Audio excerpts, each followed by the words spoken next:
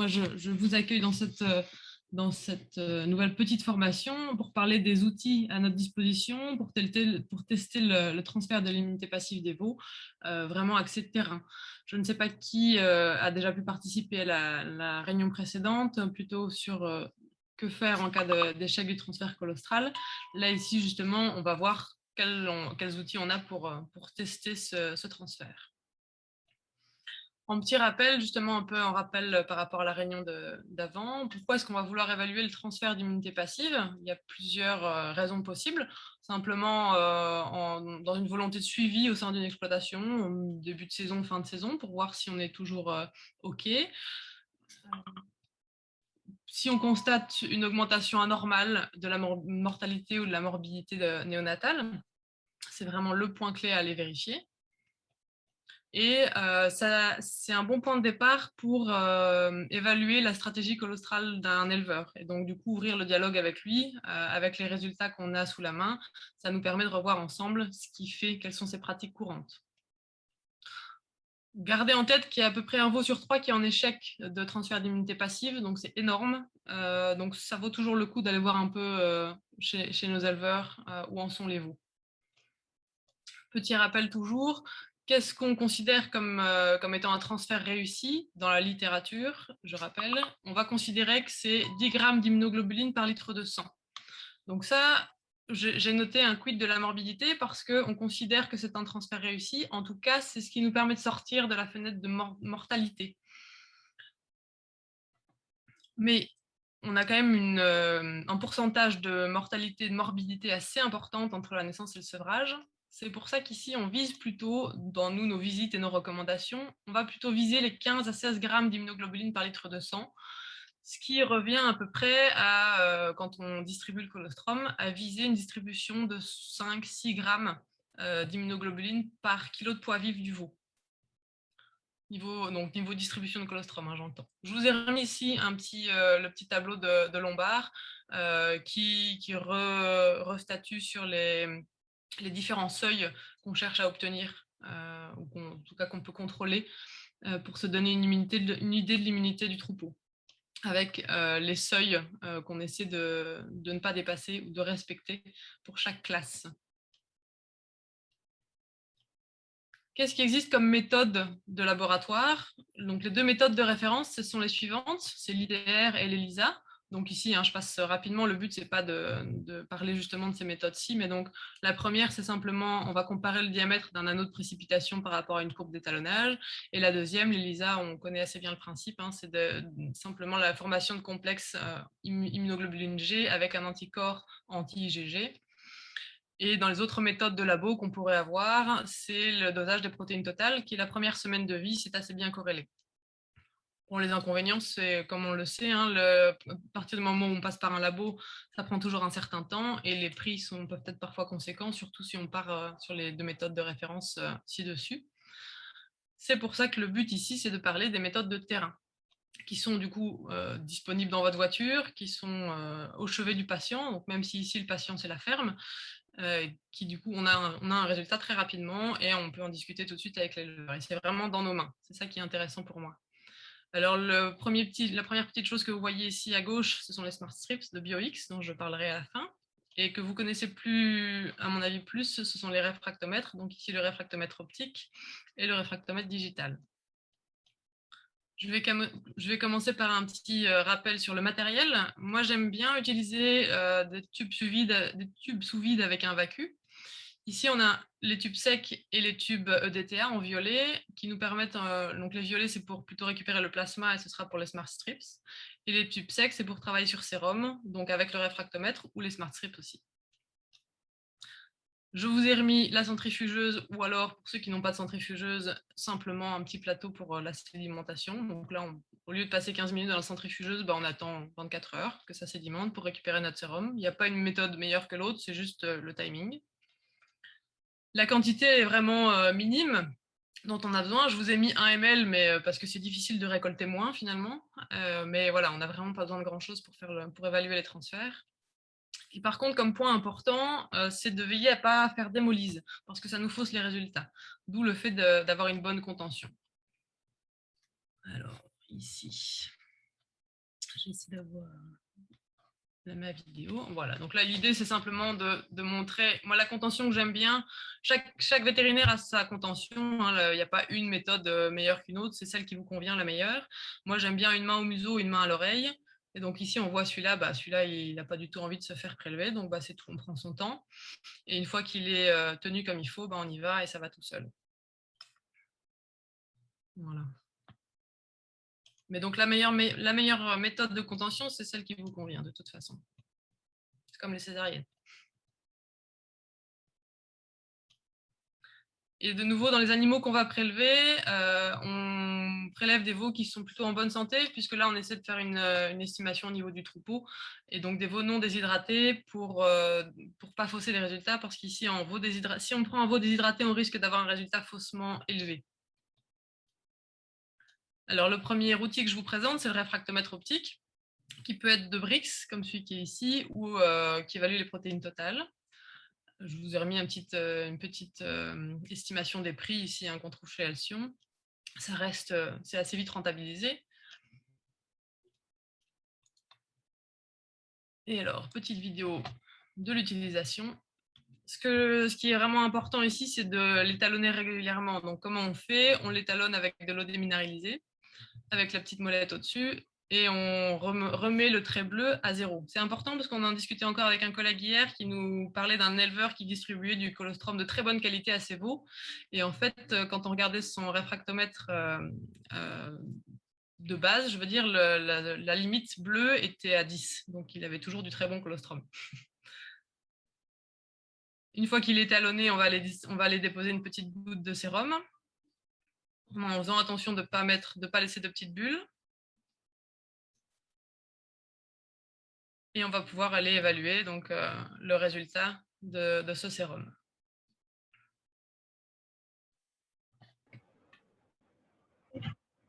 Et on nettoie bien à la fin, bien évidemment, d'autant plus que si on ne nettoie pas, on peut mettre un peu d'humidité dans le matos, donc bon, autant le garder en bon état. Et si on travaille avec le réfractomètre digital, c'est un peu le même principe.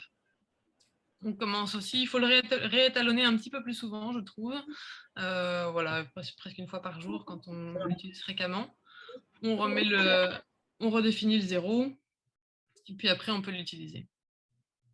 Donc toujours le même principe, hein. On renettoie un petit coup. C'est deux matériels, deux réfractomètres ici qu'on pense pour la température, donc c'est assez pratique, on n'a pas besoin d'être à température ambiante ou de vérifier la température à laquelle on travaille. On voit qu'ici, il corrige eux-mêmes. Donc le veau contesté ici était clairement en échec, pour l'info.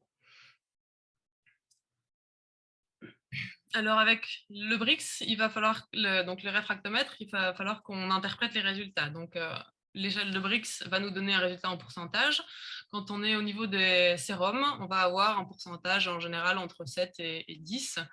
Et donc ça nous donne en fait une petite échelle ici. Je vous ai redonné une formule ici qui est issue d'une étude de Maury, mais voilà, l'estimation, les valeurs chiffrées que vous avez ici sont des estimations basées sur plusieurs études, hein.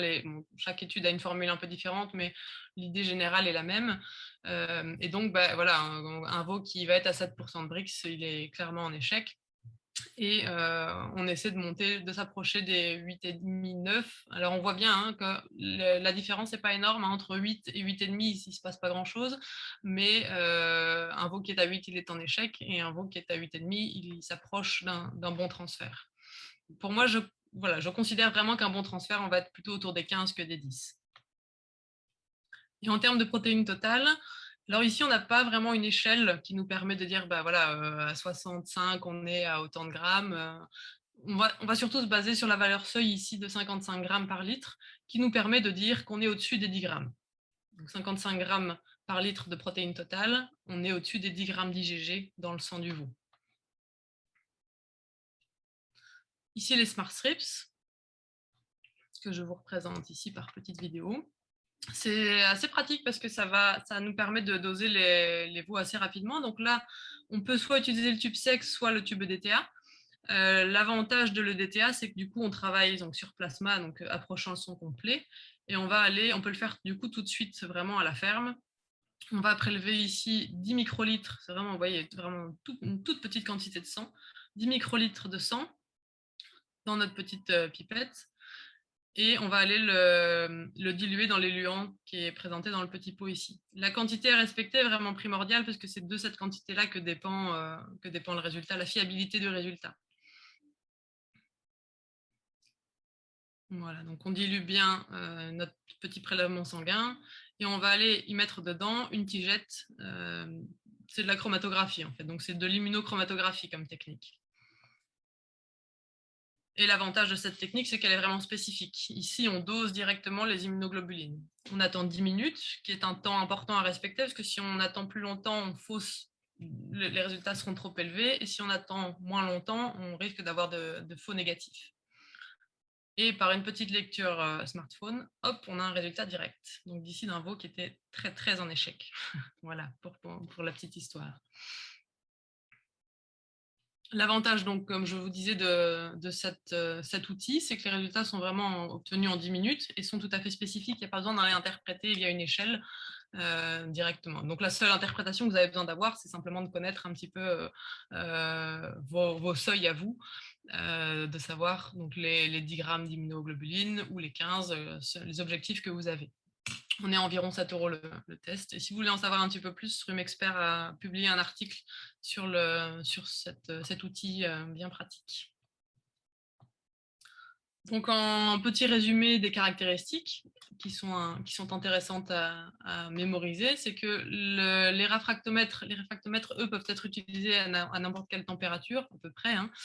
La lecture est tout à fait stable. Par contre, pour les Smart Strips, il faut que le matériel soit à température ambiante. Les deux outils sont tout à fait simples à utiliser.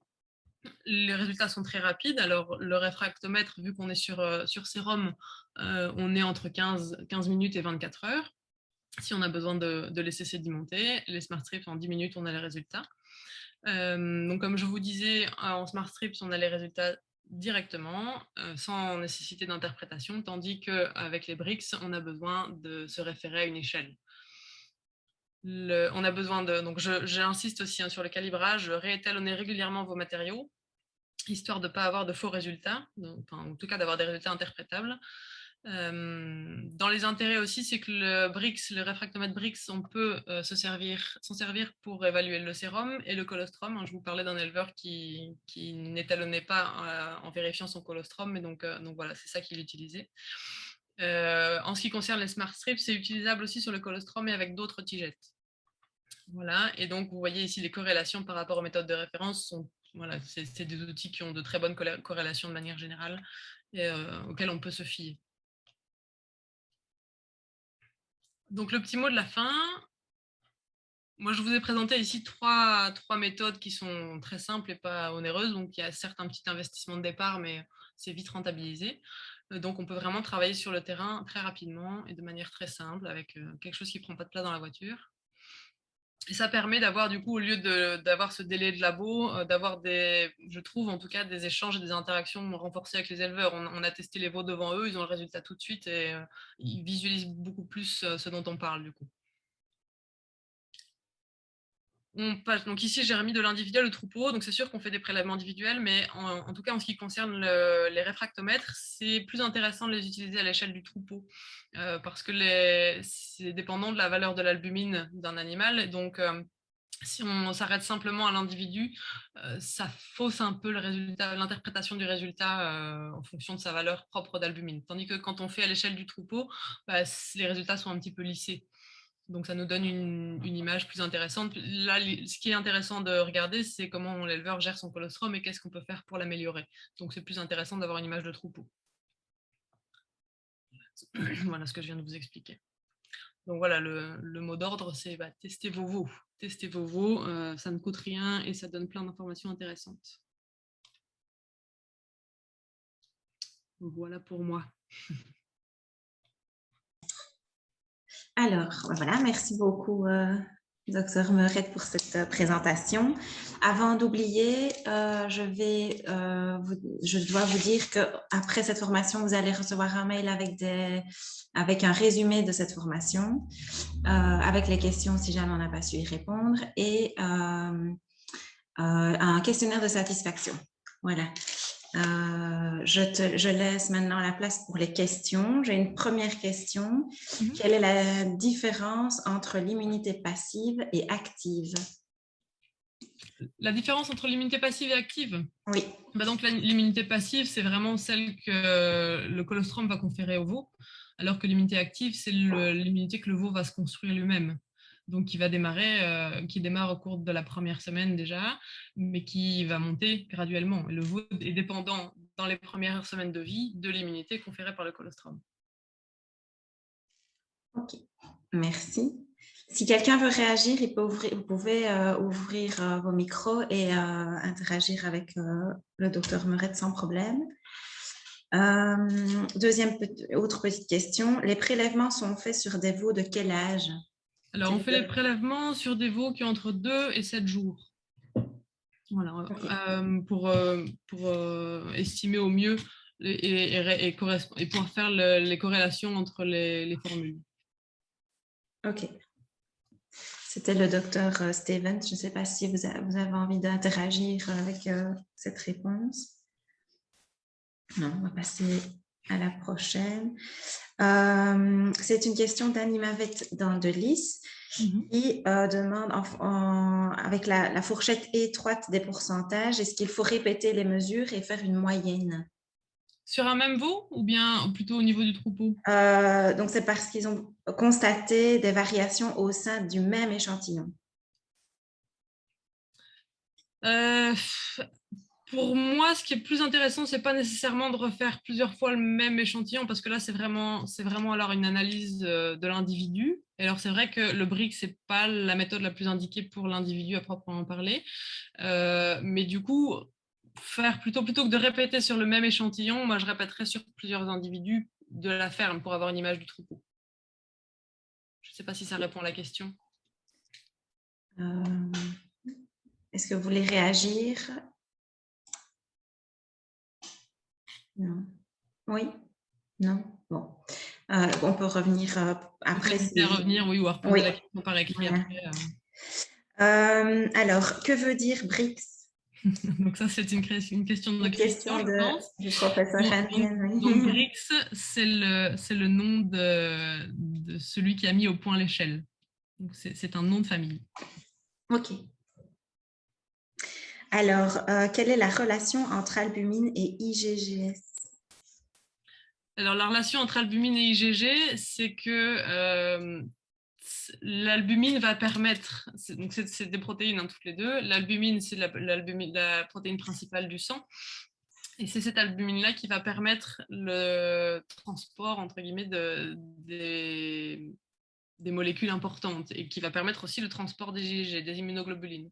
Donc, avec un moins bon taux d'albumine chez nos animaux, il y aura une moins bonne absorption des IgG, il y aura une moins bonne... comment dire ça? Les IgG vont moins rester dans le système sanguin du veau pour faire son immunité générale et vont être mangés, simplement. Ok. Alors, j'ai une question du docteur Anne. Quand est-ce qu'il faut tester les veaux? Mais je pense que c'est, je suppose, la même réponse que de nouveau, des veaux entre 2 et 7 jours, voilà. Et donc ici sur des veaux plutôt en bonne santé. Ok.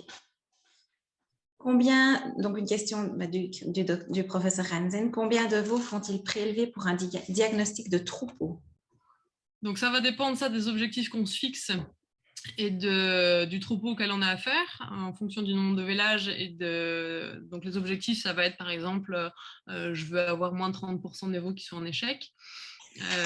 En fonction de mon nombre de vélages, ce ne sera pas forcément le même nombre de veaux à prélever. Je pense que pour un troupeau d'une centaine de vélages et pour, par exemple, 30% de veaux qui ne seraient pas en échec, on a à peu près 9 veaux à prélever. Et ça, si les gens sont intéressés, j'ai un tableau d'échantillonnage qu'on avait déjà partagé dans la première présentation et qu'on peut remettre ici en envoyant le mail de fin de présentation. Ok.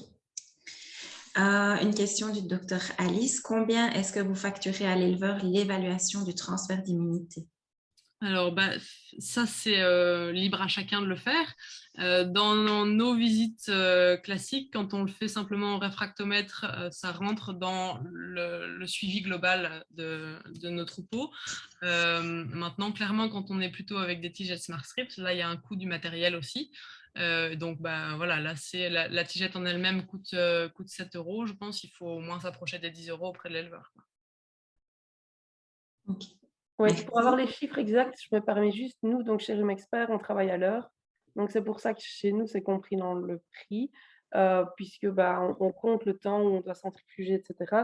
Maintenant, quand on va dans une ferme et qu'on ne doit faire que ça, c'est déjà arrivé. Si on le fait au réfractant, on facture 5 € par transfert. C'est ce qu'on a mis pour le moment, en tout cas, dans nos listings de prix. Mais en sachant que nous, on est payé à l'heure, beaucoup à l'heure, donc c'est vrai que c'est encore différent des vétérinaires en individuel. Merci, Enzo. Merci. Je vais revenir à la question pour l'âge pour les prélèvements. Donc, pourquoi 2 à 7 jours pour le prélèvement? Et doit-on interpréter différemment les valeurs en fonction de si le veau a 2 jours ou s'il a 7 jours? On ne doit pas les interpréter différemment. Pour moi, donc en fait, pourquoi pas 2 jours? Pourquoi pas en dessous de 2 jours? Parce qu'on attend que grosso modo, les anticorps, les immunoglobulines qui ont été données par le colostrum soient effectivement circulantes dans le sang. Et pourquoi pas après 7 jours? Parce que justement, il y a l'immunité active qui est en train de se mettre en place. Et donc là, on peut être faussement haut à cause de l'immunité du veau qui est en train de se mettre en place. Voilà, c'est simplement pour respecter ces données-là et pas se donner de faux résultats. Ok. N'hésitez pas à interagir si vous voulez. Les réponses n'est pas assez claires ou voilà. N'hésitez pas. Bonjour. Oui, bonjour. Oui. Juste une question parce que il me semble que quand le veau est soumis à une forte pression infectieuse, les anticorps peuvent sont consommés. Et du coup, dans ces cas-là, est-ce que à 7 jours, on ne pourrait pas surévaluer le nombre d'échecs de transfert immunitaire parce que justement, ces anticorps seraient consommés par la défense du veau? Du coup, pour moi, c'est pas réellement surévaluer des échecs dans le sens où il y a quelque chose qui se passe quand même dans la ferme. Donc, c'est peut-être effectivement une surévaluation de l'échec, mais ça veut dire qu'il y a quand même des choses à faire. Ça veut dire qu'il faut quand même reprendre avec l'éleveur tout ce qui est fait autour du colostrum et tout ce qui est fait dans l'environnement direct du veau. Ok, merci beaucoup. Avec plaisir. Alors, la prochaine question du docteur Guillet. La valeur BRICS que vous donnez pour un transfert réussi est issue des veaux laitiers ou allaitants? Alors, la majorité des études qui sont faites, clairement, c'est sur des veaux laitiers aux États-Unis. C'est pour ça que dans les rappels sur le premier dia, j'estimais que les seuils à approcher étaient plus sur des 15 à 16 grammes d'immunoglobuline par litre de sang. Parce que là, c'est plus ce vers quoi on doit tendre, surtout en allaitant.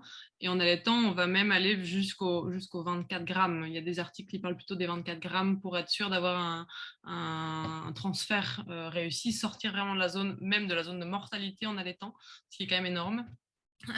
Mais voilà, après, les formules restent les mêmes.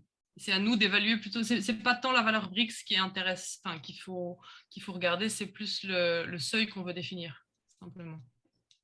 À mon sens, en tout cas. Merci.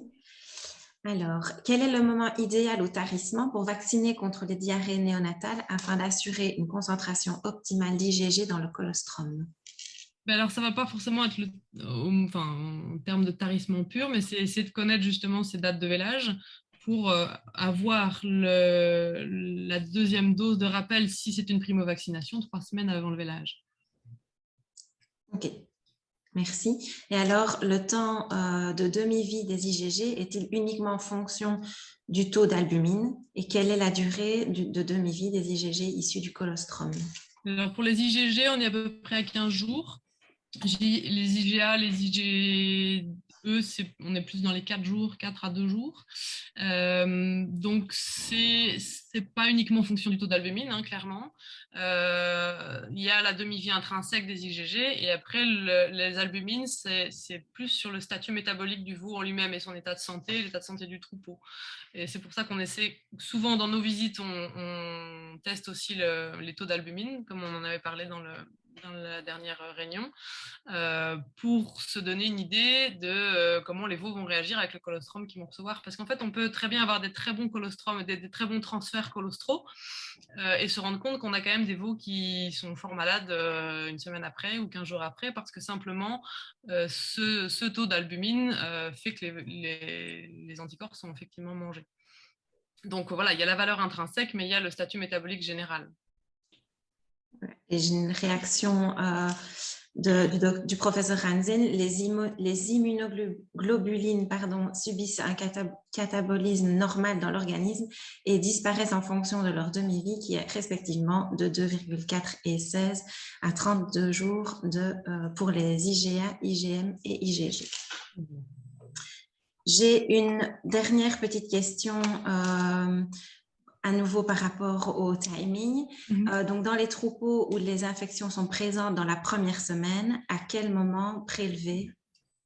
On reste quand même, pour avoir des valeurs interprétables, il faut rester dans les 2 à 7 jours. Si on est dans ces soucis d'infection, même dans les 48 heures, il faut se tourner vers d'autres types de prélèvements aussi. Ce n'est pas la solution à tout. Il faut retourner voir chez les mères, aller prélever les mères, voir comment ça se passe. Et alors ajouter à cette évaluation du transfert de l'immunité passive, il faut aussi faire un bilan justement albumine, protéines totales pour voir où en sont les veaux et voir un peu ce qui se passe, quoi. Mais c'est intéressant du coup quand on a vraiment dans la première semaine, on peut aller rajouter des échantillons de matière fécale, des échantillons nasopharyngiens pour mettre en évidence un pathogène, et puis aller voir au niveau immunité générale, voir ce qui se passe chez les mères et donc faire un profil de croissance simplement pour se rendre compte un petit peu de ce qui se passe. Si les mères arrivent carencées en fin de gestation, on a des veaux qui sont déjà moins bien partis dans la vie. Ok. Et alors, donc, je finissais par c'est pas une question, une petite réflexion du docteur Denis qui se base aussi sur la formule de Moril, mais qui aurait aimé que Sébastien donne la sienne, tirée de sa droite de régression à partir des données issues des bleus, blancs, belges. Blanc, bleu, belge, pardon. Donc là, si Sébastien est dans le coin et qu'il veut interagir, sinon j'irai rechercher dans Oui. dans sa thèse, qui est dans mes petits papiers. Élise? Oui. Allô? Bon, est-ce que tu pourrais, je viens de partager le tableau de prévalence et d'échantillonnage. Oui. Peux-tu le commenter si tu veux? Parce que ça me semble important. Alors, est-ce que tout le monde a accès à ce tableau ou pas? Ah ben, je l'ai partagé à tout le monde. Tu peux toi l'ouvrir et forcément, il sera partagé. Alors, je vais essayer de faire ça. Le docteur Denis ne voulait pas réagir sur sa remarque, non? Oui, tout simplement, j'ai pu assister à la thèse de Sébastien. Oui.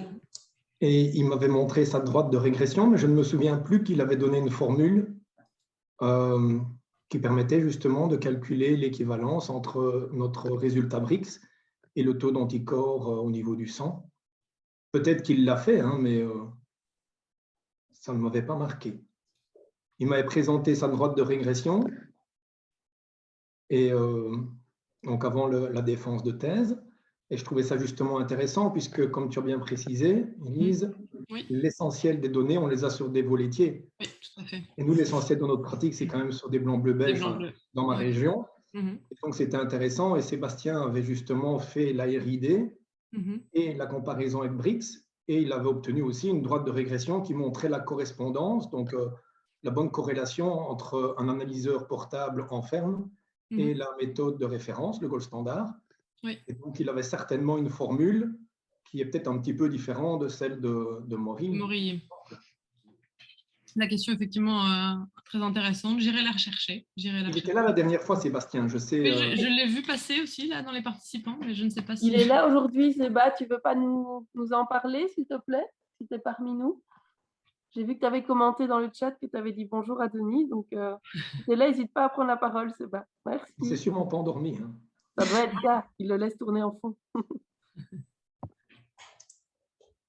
Bon, bah donc si jamais il veut participer, je le laisserai ouvrir son micro.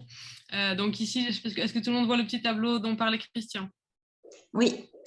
Voilà, donc c'est le tableau dont je parlais ici, hein, par rapport en fonction des objectifs qu'on veut se fixer et de la taille du troupeau auquel on a affaire. Donc si on veut des animaux, si on veut moins de 30% d'animaux qui sont en échec, donc on va être dans la limite des 30 ici. Sur un troupeau, bah, je vous avais parlé ici hein, d'un troupeau de 100 vélages, on va prélever 9 veaux. Voilà, un petit peu l'utilisation qu'on peut faire de ce tableau. Ok. Merci.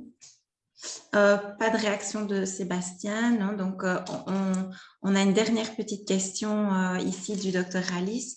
Est-ce que vous pouvez donner les valeurs de référence de l'albumine des mères et des veaux? Alors c'est un peu compliqué de donner juste des valeurs de référence purement et simplement, hein, parce qu'il faut toujours les mettre un peu en regard des autres paramètres sanguins. Mais voilà, on essaie d'avoir des veaux à la naissance qui tournent autour entre 26 et 28 d'albumine, ce qui a été très difficile l'année dernière. Et au niveau des mères, plutôt autour des 32. Voilà, en fin de gestation. Maintenant, c'est un équilibre qui est mouvant, hein, donc voilà, il ne faut pas forcément se donner une valeur stricte. Si tous les animaux vont bien dans la ferme, voilà, il ne faut pas non plus se faire du mal là où il n'y a pas besoin. Ce qui est important aussi, c'est que sur les veaux, cette albumine, elle doit croître. Donc, si on a des veaux qui naissent à 22, mais qu'au sevrage, ils sont à 25, l'alimentation qu'ils ont reçue, le lait qu'ils ont reçu leur a permis de faire augmenter ces paramètres-là. Donc, c'est déjà un paramètre très important. S'ils sont nés à 25 et qu'au sevrage, ils sont toujours à 25, il y a un truc qui cale, quoi. Ok. Un grand merci à toi. Ici, je n'ai plus de questions pour le moment. Est-ce que quelqu'un voudrait réagir ou reposer une petite question avant de clôturer ce midi de Rhume Expert?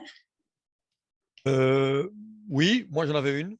Je m'adresse aux confrères et consoeurs, que je remercie de leur présence. Ceci n'est qu'un avant-goût, effectivement, d'un projet que Rhume Expert a, c'est de proposer aux confrères et consoeurs une formation sur le colostrum. Pensez-vous que ce soit une bonne idée?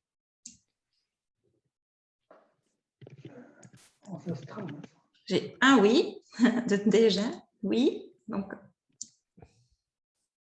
c'est la base. Enfin, voilà, ça a l'air plutôt positif. Eh bien, ne vous tracassez pas, parce que cette formation, elle sera à votre disposition au cours des prochaines semaines. On l'a finalisée avec Élise et je crois que ça peut être extrêmement, je dirais, intéressant. En tout cas, moi, j'ai appris beaucoup de choses en y collaborant. Donc, je vous remercie d'avoir partagé les références idoines pendant la présentation. Ouais, on peut dire que c'est en direct. Hein. Il y a un suivi au demeurant qui est assuré. Quoi, hein. Franchement, Rhume Expert témoigne d'une interactivité à nul autre pareil, je trouve. À nul autre pareil. Bon, il y a pas de mal à faire du bien. Hein. C'est très bien, merci beaucoup à vous.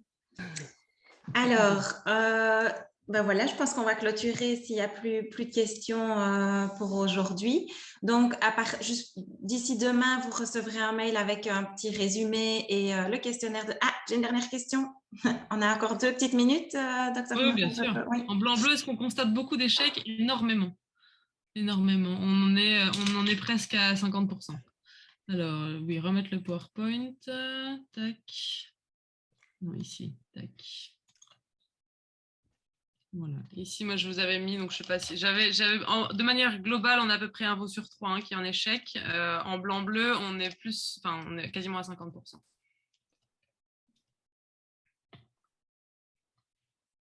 Voilà. Parce qu'on constate que les blancs-bleus, ils ont des besoins plus importants, simplement. Okay. Merci beaucoup. Ah, pour la dernière dia, ok. Bon, ben voilà, hein, comme ça, vous avez de nouveau un petit... Hop. Ok. Ok, ben merci beaucoup. Alors donc du coup, le prochain midi, rendez-vous le 21 octobre avec Que palper du col aux ovaires donné par le professeur Hansen.